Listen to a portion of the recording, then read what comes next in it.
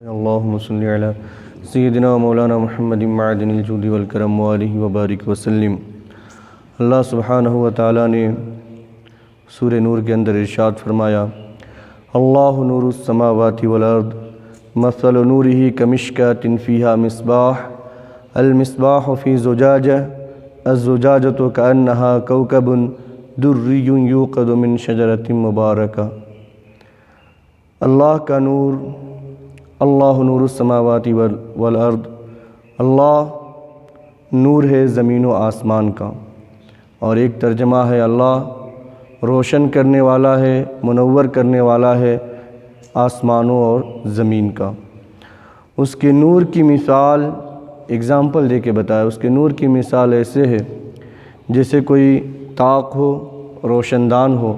پہلے زمانے میں دیواروں کے اندر بناتے تھے جہاں پر دیے اور فانوس کو رکھا جاتا تھا روشنی کے لیے، اسے طاق کہتے ہیں۔ تو اللہ تعالیٰ نے فرمایا کہ اس کے نور کی مثال ایسے جیسے کوئی طاق ہو، اس طاق کے اندر ایک چراغ رکھا ہوا ہو، اور وہ چراغ ایک فانوس کے اندر ہو۔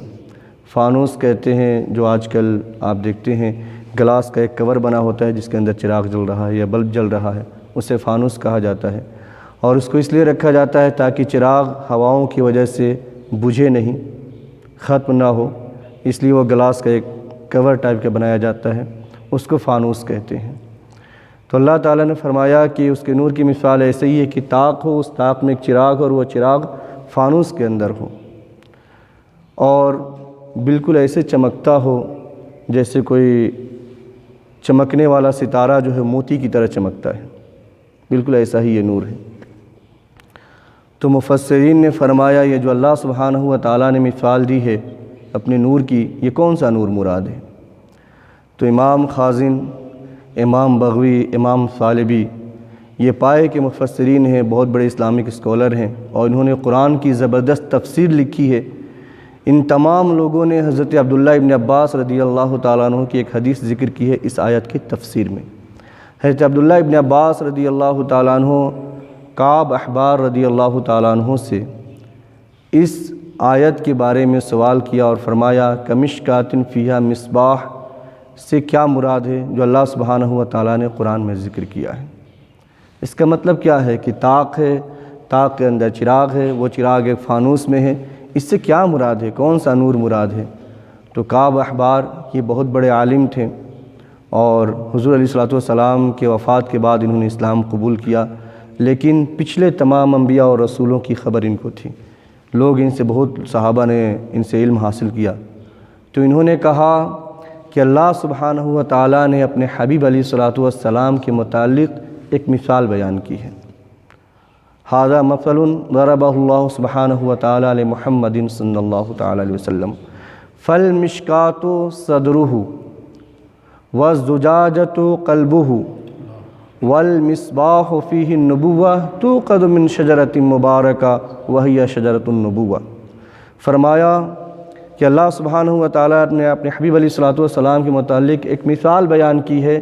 مشکات یہ آپ کا سینہ مبارک ہے، یہ آپ کا سینہ مبارک ہے،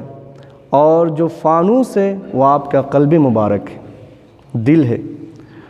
اور جو چراغ ہے وہ چراغ اس میں جلنے والا نبوت کا چراغ ہے، اور یہ چراغ روشن ہے شجر نبوت سے، جو اللہ تبارک و تعالیٰ نے جو چین اور شجرہ رکھا ہے اس شجر نبوت سے یہ چراغ ہمیشہ روشن رہتا ہے۔ اور امام ابو حاتم رازی نے ذکر کیا ہے انہی کے الفاظ کو کہ مشکات یہ آپ کا پورے جسم مبارک ہے، یہ طاق ہے،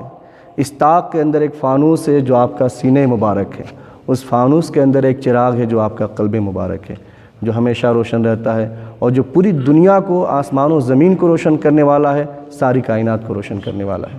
یہ ہے آپ کا قلب مبارک۔ اس قلب مبارک سے ساری کائنات روشن ہوتی ہے، سارا جہان روشن ہوتا ہے۔ اور اعلیٰ حضرت امام اہل سنت نے اس پوری تفسیر کو چند لفظوں میں سمو دیا، فرمایا شمعتن شمع دل مشکاتن سینہ زجاجہ نور کا، شمع دل مشکاتن سینہ زجاجہ نور کا، تیری صورت کے لیے آیا ہے سورہ نور کا، صبح طیبہ میں ہوئی بٹتا ہے باڑا نور کا۔ آپ کا دل جو ہے یہ شمع ہے، یہ چراغ ہے،